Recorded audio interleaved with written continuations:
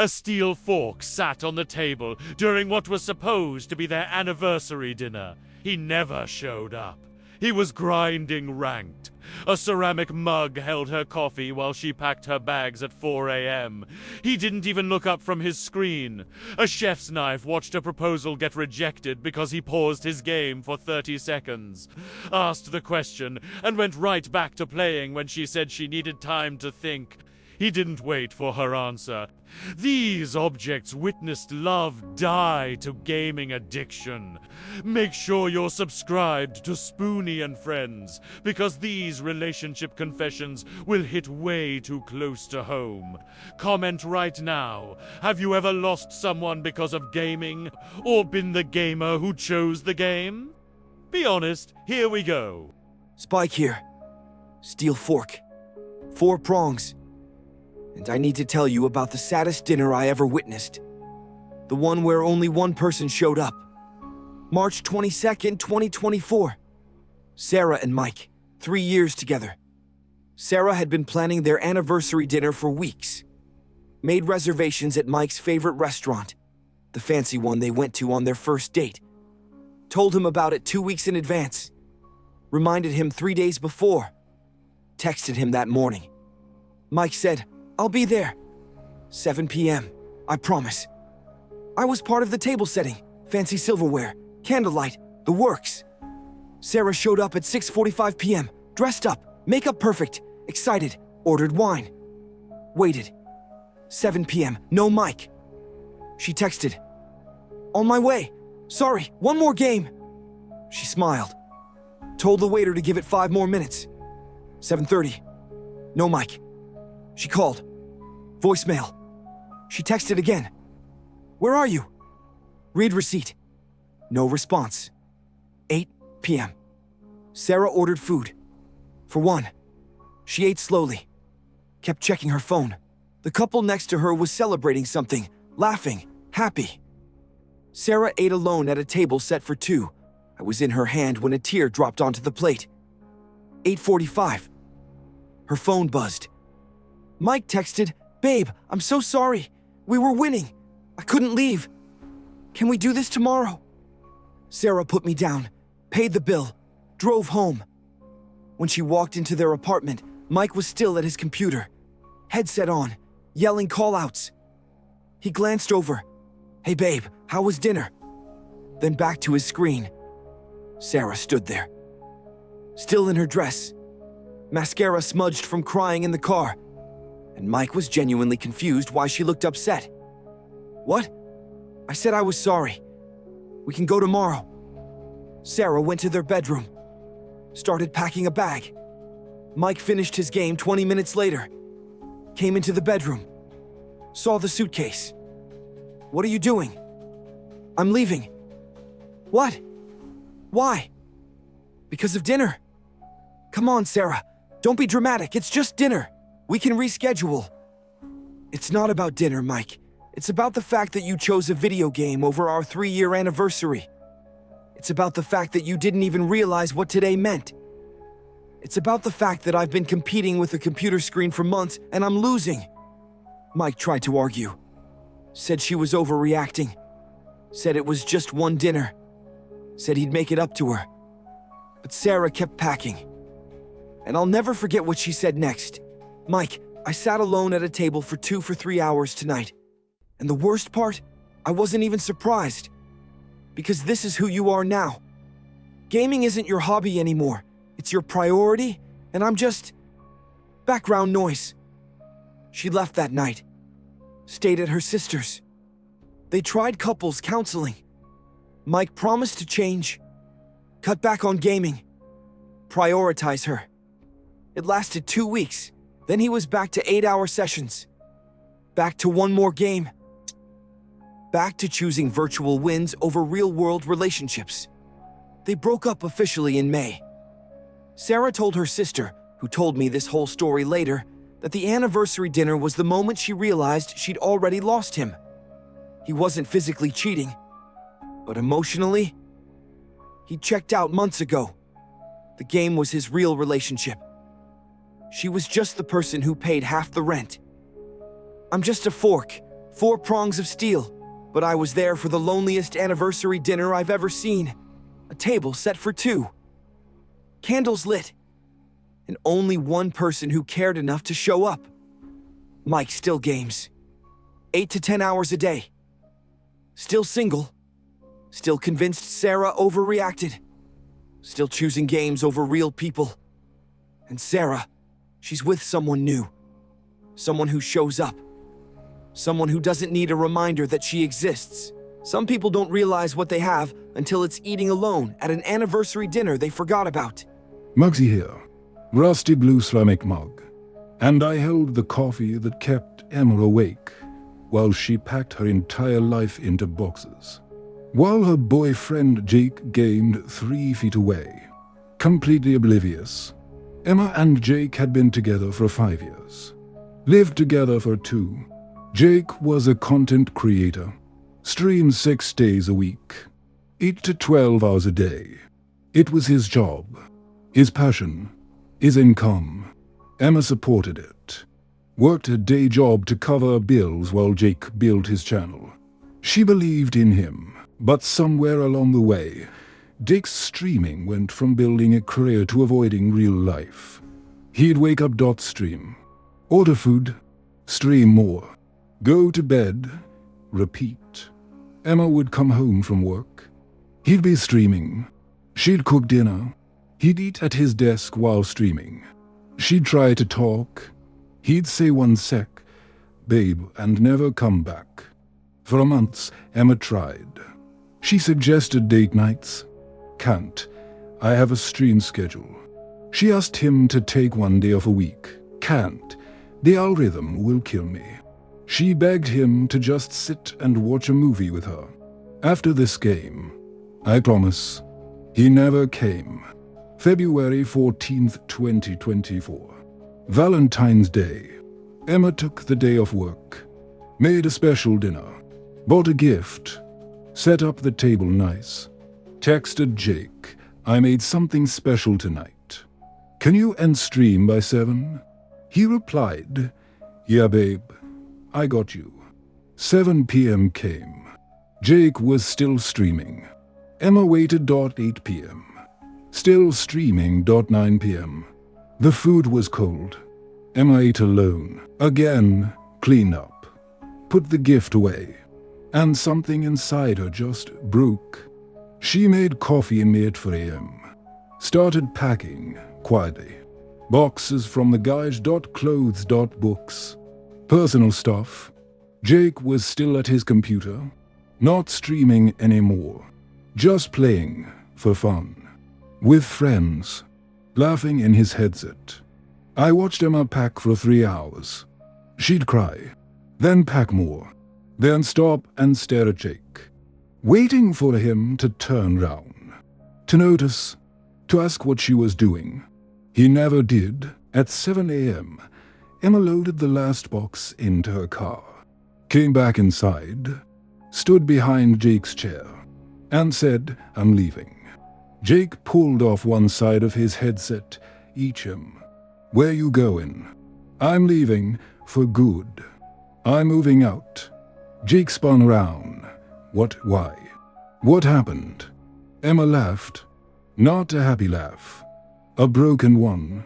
Jake, I've been packing for 3 hours. You didn't notice. I made you Valentine's dinner. You streamed until midnight. I've been trying to talk to you for 6 months. You've said 1 sec 6,000 times. What happened? You did. You chose this. She pointed at his setup. Over this. She pointed at herself. Jake stood up. Started apologizing. Said he didn't realize. Said he'd change. Said he needed her. Emma shook her head. Jake, you don't need me. You need someone to pay bills while you play games. You need someone to do laundry and buy groceries and exist quietly in the background of your real life. Which is that screen? I deserve more than being someone's background character. She left. Jake tried texting. Calling. Showing up at her new place. She blocked him. Moved on. Last I heard, Emma's with someone who actually looks at her when she talks. Who comes to dinner. Who doesn't need a reminder that she exists, Jake. Still streaming. But now, he pays all his own bills. Does his own laundry. Orders food every night. Lives in the same apartment. Still 8 to 12 hours a day. Still chasing growth. Still alone. I'm just a ceramic mug. I held coffee. But I was there when Emma finally gave up.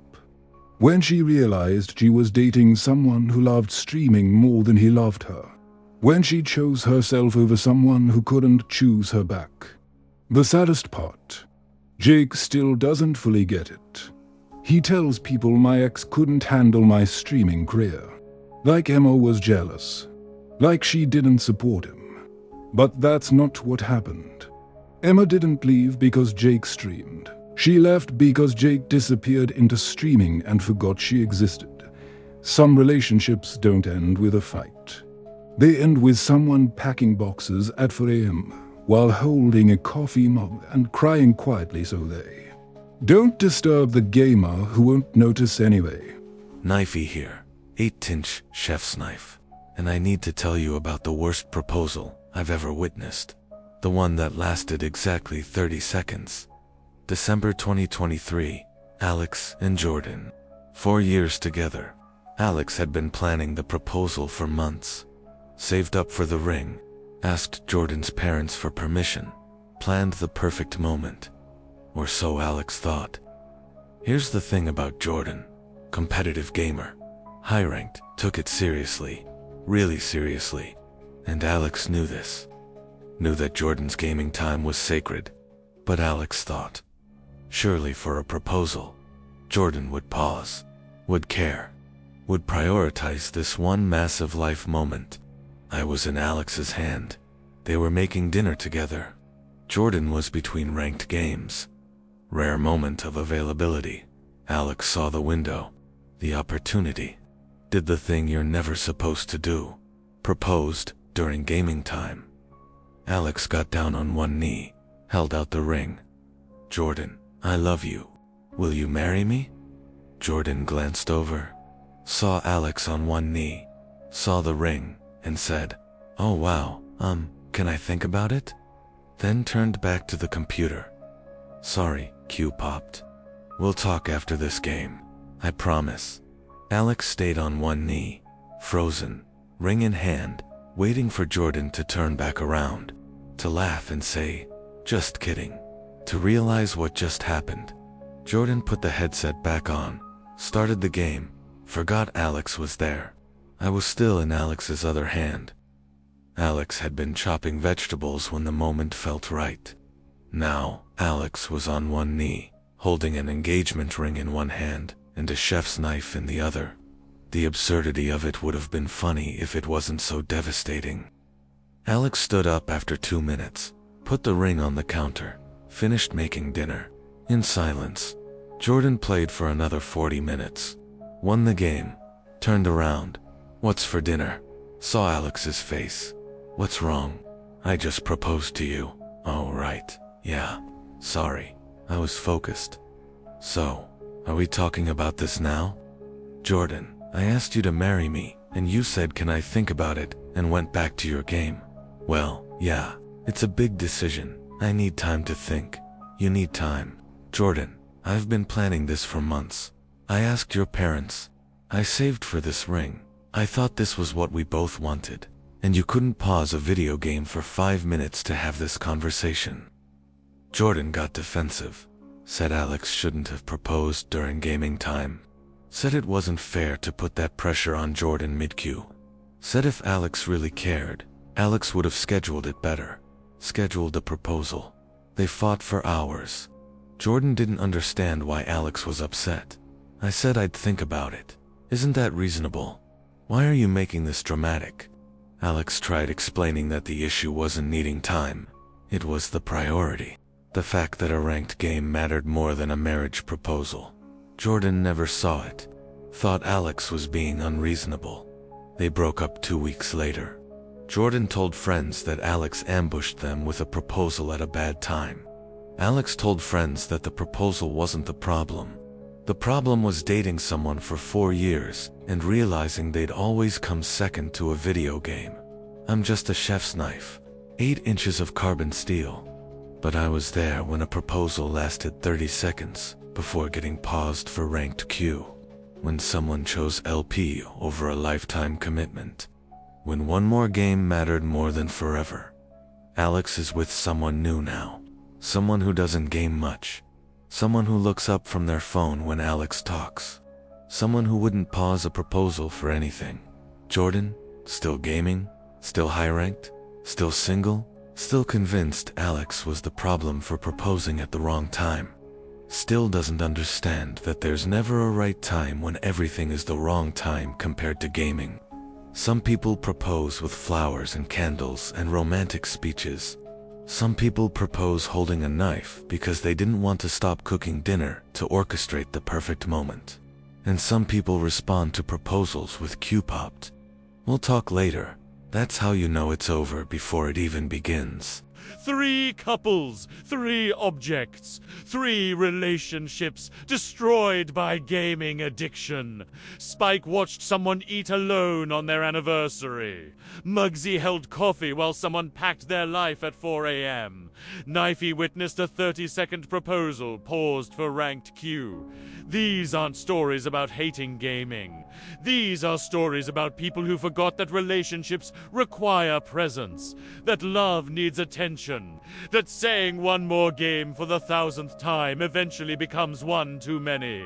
Hit that like button if this hurt to watch. Share this with someone who needs to see it, whether they're the gamer or the partner. Subscribe to Spoony and Friends because we're telling the stories that need to be told. Here's my question, and this is going to hurt some of you.